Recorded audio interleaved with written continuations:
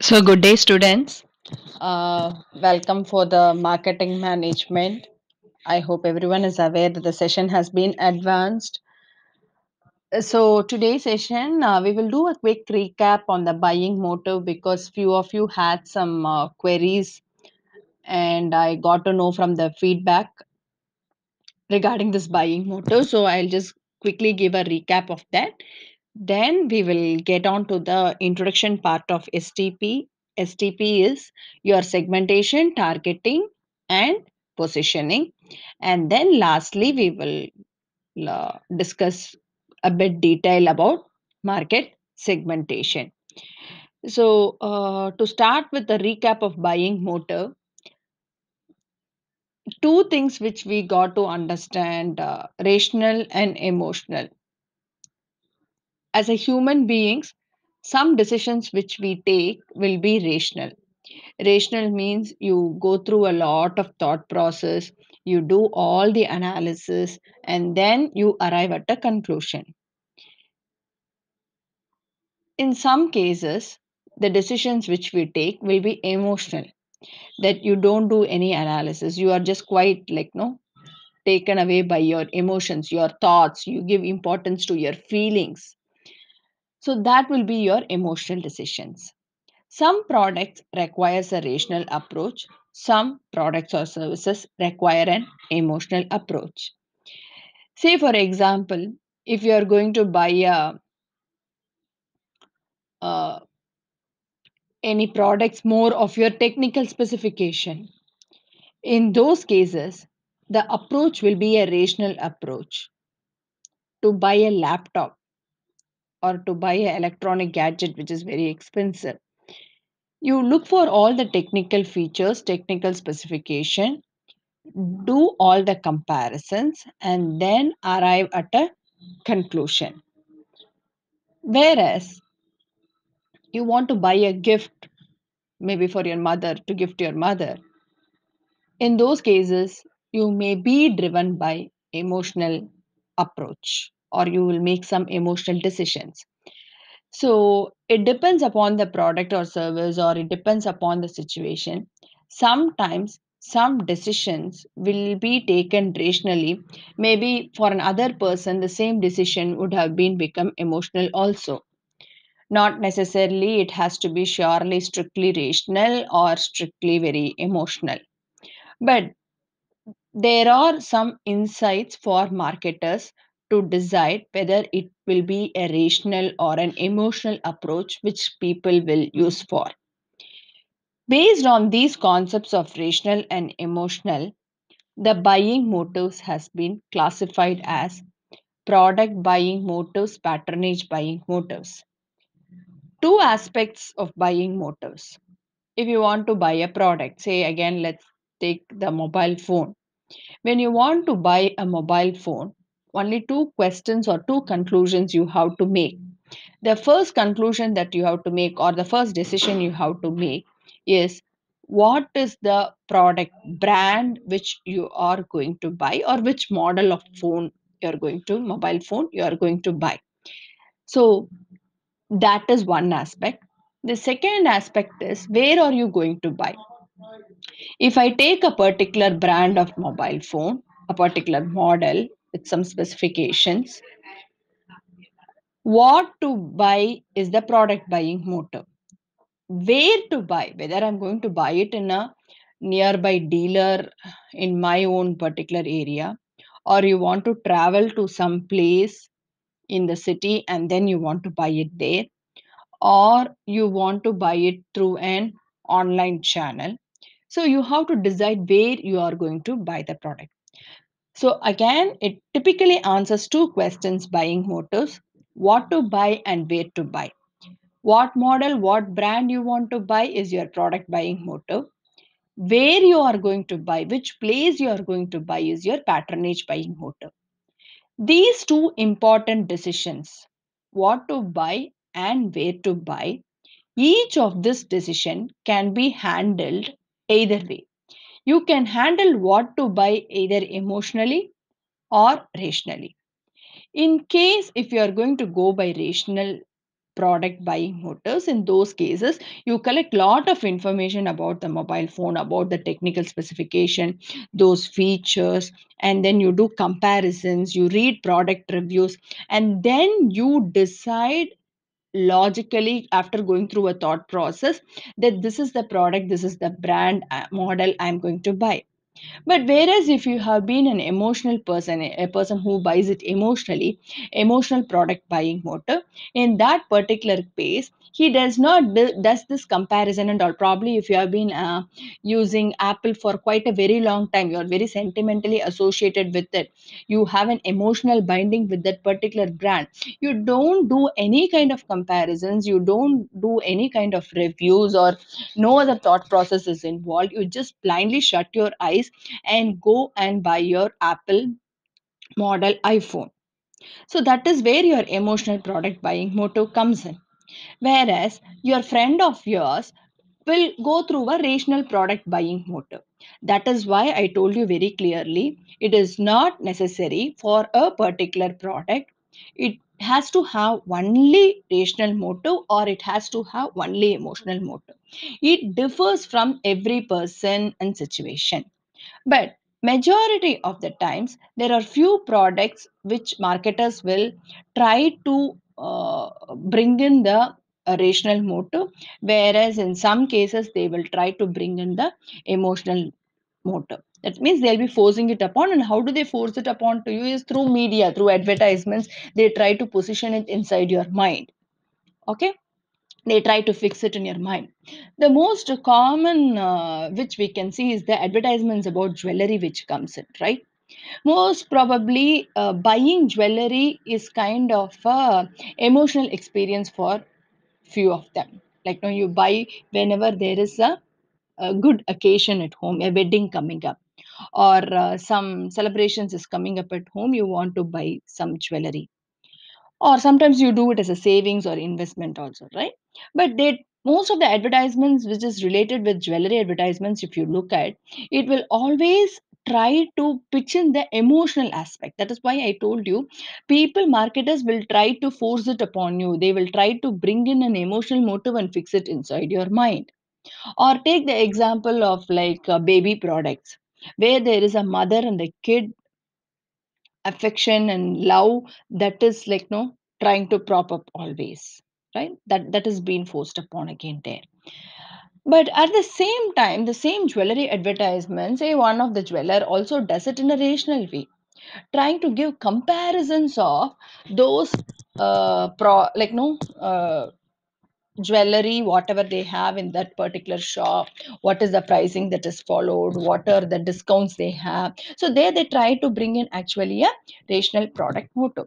So it decides, it also depends to some extent upon the company and the environment outside, how the other marketers react. So the company can decide what kind of motive they want to induce to the customer. See, what we said motive is, it is a kind of a like no inducement, right? They try to kindle the desire within you. They can decide on how to kindle the desire within you, whether they want to do it with the emotional, play with the emotional, or they want to do it in a rational way. So what to buy is your product buying motive. Going on further, the next one is your patronage buying motive. So again, where to buy comes the patronage buying motive. So, there again, we have emotional patronage and rational patronage.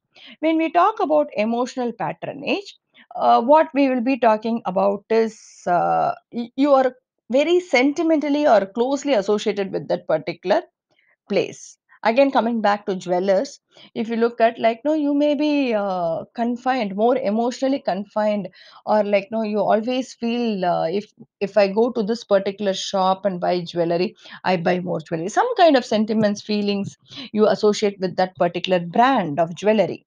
So that is your emotional patronage buying motive. But whereas if you take the rational patronage buying motive, you try to look at different places, compare where you get products at the most cheapest price with the same quality. You do all comparisons and then you decide where you want to buy. So what to buy is your product buying motive, where to buy is your patronage buying motive. So I hope your doubts on this buying motives has been cleared. Buying motive is again another important area from your examination point of view, including the classification. With this, we will move further to the segmentation part. I want you to show some ad. Okay, so we will get back to this. So if you look at this particular market segmentation, I want to discuss this with this particular product, Horlicks. There are a lot of health drinks available in the market. And if you look at this is actually the web page of Horlicks. If you look at this page itself, you can see three categories: toddlers, kids, and adults. Maybe toddlers means maybe less than 3 years, I suppose, and kids of a big, like no, quite big age group, and adults, you're familiar with it. So we see three categories. Why not we should have only one health drink? So we are all aware that each for toddlers there is a separate one, separate Horlicks product, and for kids again we have separate, and for adults. So going in details here, I think we have something for toddlers as junior Horlicks.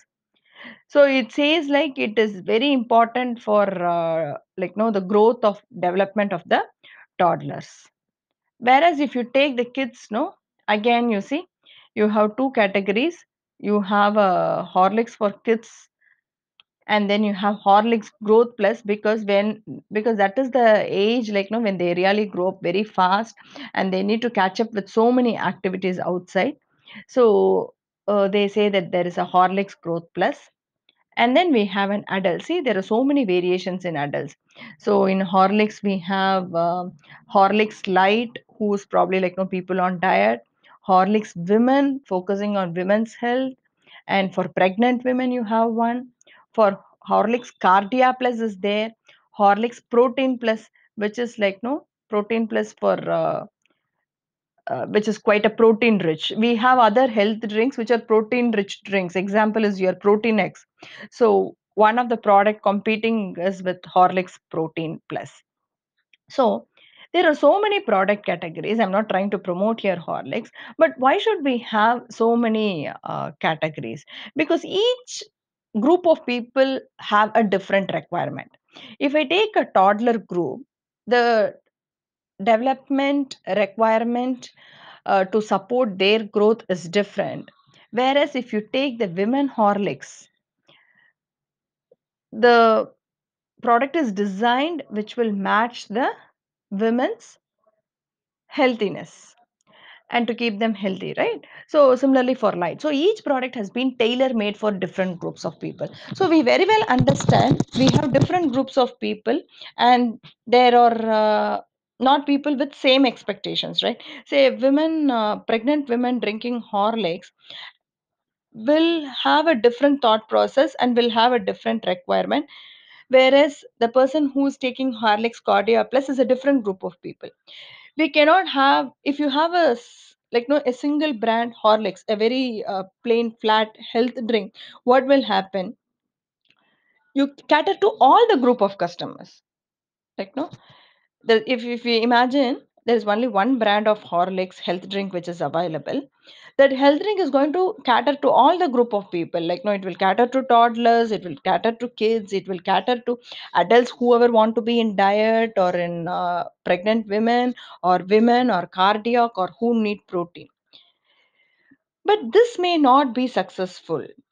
What will be required is, if the product is going to satisfy each group of people separately, then the company will be able to make more number of sales, because the customer is very clearly defined. As we were telling already, the mindset of the customer who is drinking a Horlicks, when the woman is pregnant or with a general women or a person on diet, each of them have a different set of characteristics.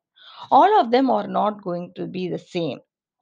The group of women drinking Horlicks women will be a like-minded women. The group of people who is drinking Horlicks light will be another like-minded people. So any kind of, not only the product, any kind of promotion that you are going to do can also be targeted at different people. The same promotion what you do for Horlicks light and Horlicks protein will not be the same. Each of it will be different. So what we try to do here is the company has come up with so many different variations of product so that every group of customers, their likings is being, their requirements is being satisfied. So with this, we will move on to the definition of market segmentation. The process of dividing a market into smaller homogeneous market with similar characteristics. As we say, the name is homogeneous itself, it implies similar characteristics. As I said, if you take the Horlicks light, light is a product which has been targeted at people who are in diet, because majority sometimes, like no, people even have a misconception that if you take a health drink that will put on weight for you. So what they have done here is they have defined and given clearly a product, a health drink, which is like no uh, exclusively for the people who are on diet, or like no, who is more concerned about weight management and related areas. And here we see in this definition, it is process of dividing a market into smaller homogeneous market. Like as I was telling you, if before, like if Horlicks, there was only one product of Horlicks, that one product will be catering to the whole entire population. So whoever wants to have a health drink and whoever wants to consume the brand Horlicks, they'll be all taking the plain Horlicks, which was like no prepared or manufactured at one single lot, a big lot. But here, the entire population has been divided into very small groups. Small groups, it has been decided. And most importantly, you are going to note here, when we say it has been divided into small groups, it implies every group will have a similar characteristics. Like as I was telling you before, the Horlicks slide, people who are in diet maybe may have some similar characteristics, right? Or like a woman who is taking Horlicks women, or the women group who is more concerned about health when they get into 30 plus or 40 plus. And Horlicks for pregnant women, we have one category. So they are people who have characteristics here. They are all pregnant, they are all carrying, so they need some extra food supplements which will help the growth of the baby as well as make them more stronger. So each product category of Horlicks has been like no specifically focused and developed for every small market, and very important is they have similar characteristics. So when you are dividing a whole market into small groups of markets with same characteristics, this process is called as market segmentation. And when we say market segmentation, this is the first step where the entire population is divided into small homogeneous market with similar characteristics. Whereas if you take the next step, we will be going on with targeting and positioning in the future classes.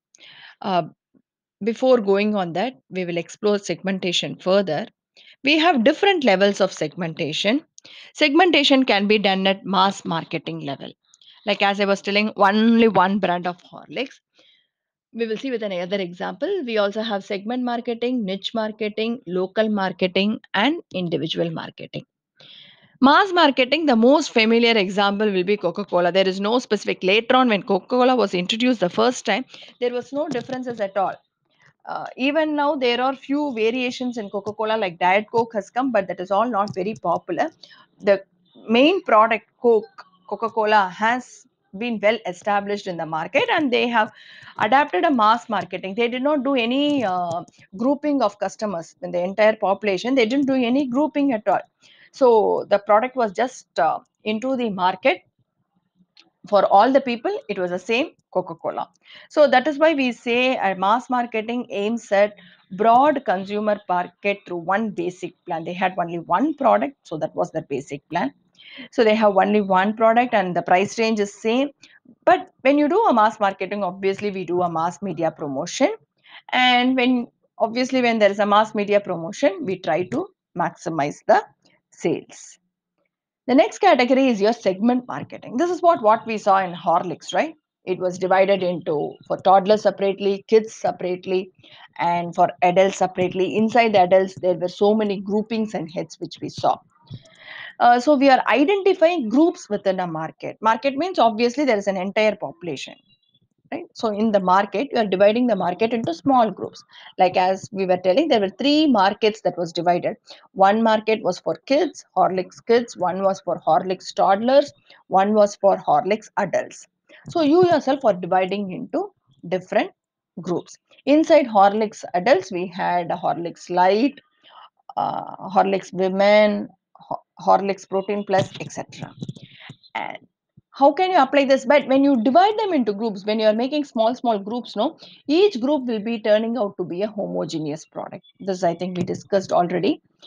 So if you look at all these soap category, let me show you this slide for dry skin. So here they have segmented the soaps for people whoever has dry skin. So these products will be targeted and promoted. Whereas if you take fairness soap, these three soaps are available in the market, so which has been targeted to that particular group. The next one is niche marketing. Niche marketing is something like it's a narrowly defined group.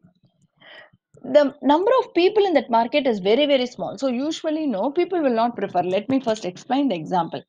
See, there is a uh, advertisement here which is providing nut free desserts, muffins and other stuffs, desserts basically.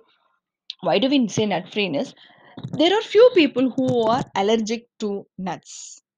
But today, if you take any desserts, nuts is always there, right? No, a dessert gets most of us, especially with our culture and tradition. Any desserts will surely have nuts. So, if the person is allergic to nuts, he will not be able to enjoy those desserts, sweets. So, how come we change this? So, there was a person, a particular shop which has come up with nut free desserts. So, if you look at the people who are really allergic to nuts, only will buy these desserts, and these people are actually very small in number. But at the same time, we cannot like no, just leave it them, right? So there is a very small market which is available for them. So that market is called as niche market. And so it's a narrowly defined group, small market whose needs were not fulfilled. So that has been taken care here. So what are the basic features is people with special needs, as I said, like no nut free, whoever is allergic to nuts, so they have a special need, they want to have some desserts which is nut free, and obviously customers will be able to pay, willing to pay a premium because the numbers of people in the market is very less. So obviously what happens here is you will be producing less. So if you're producing less, the price also will be at a bit higher. So customers should be willing to pay a premium and it will attract few customers. And I have also another example here, which is your left hand store. See, way of kitchen utensils or for the your tie what you wear. So this is again an other example for niche marketing. So niche marketing is a very small group of people, but they have a need and that is not being taken care. So that part of that is your niche marketing. Okay, and this one is also again, yeah, niche marketing example. Say most of us like no, even if you don't tuck your shirt, you just go and buy a normal shirt. But there are few people who want that they never tuck. Okay, so but they want a shirt which will fit in them. So this shows the difference. See, average shirt it will be this way. It will be the sleeves will be of full length and the length of the shirt is more here. But untucked shirt means what happens is see the length is bit reduced, and can we see the curvature here in the cutting pattern of the shirt, and we can also see the sleeve is a bit small here too. So this is what has been specifically told here. So this is again a niche market. There will be a very few people who will be selectively searching for, if there, I never tuck, if there is any specific brand or like no product or shirts product available in the market which will cater to the need of untucked shirts. So next is your local market. Local market is whatever marketing that is happening inside your local area. So that will be referring to your local market. So their main uh, customers will be in the local customer group. So whatever is the needs, requirements of those local people in that particular area, that is being taken care. But this local marketing actually has gained more significance with mobile nowadays. How do you say with mobile it has gained a lot of significance? Just say for example, you are traveling. Say for example, you are traveling from Bangalore to Chennai. Today morning you came down to Chennai, and probably you took your friend's two wheeler or like no your car, and on the way it got punctured, and immediately in that particular location, nearby location, you want to find out where will I get this puncture fixed up. So what can you do? Obviously, what we do is we immediately try to call out our friends nearby in that particular locality, or ask people nearby, and then we will like no get our puncture fixed, right? So, but there is another option, and the concept is called as Solomo. Solomo is socially, locally, and mobile. So when you are connected on a social network, it may be any social network, and when you are in a particular location and there is a requirement locally, that's what happened for you. You are in a very local place, in your local requirement. You want your bike or car puncture to be fixed up. So you are in a local place and you would like to know what is the shop nearby, and how you can do this only through your mobile, because your mobile has your GPS. So any companies, even though they are in a local area, they don't only cater to the customers in that particular local area, but there are people who are traveling and coming by. They also will have requirements when they come to your location. And how do those customers, how can you attract those customers? Because people in your local area will know you very well. Either you would have promoted lot of your products or services, done lot of promotions, and people will be like no, when they go by, pass by, they will see your particular shop or like no outlet, and then they will get to know that there is one such outlet there. But these are the people, Solomo concepts will refer to the people who are like no traveling and coming across. And also sometimes people in your local areas may not know that you have this such kind of one facility there. So that is what is this concept of Solomo, which will be like no, so any businesses has to be in the social media, refers to social media platform that provide consumers and business a place for discussion. So the consumer can interact with the business people, and it is usually to the location which is close to the customer. Because when you want to take a puncture, you will not go back to such a large distance and all. Whatever it is, you will try to get it, fix it up there itself. And how do you locate the shop which is available very locally there? Only through the GPS in your mobile. So if your advertisement has been already placed and kept ready, you will be able to reach the customer. Mobile refers to the smartphone and the mobile devices used by customer. So this is what is the concept of Solomo. So with this, I will conclude the first video for the particular day. We will get back again more on market segmentation.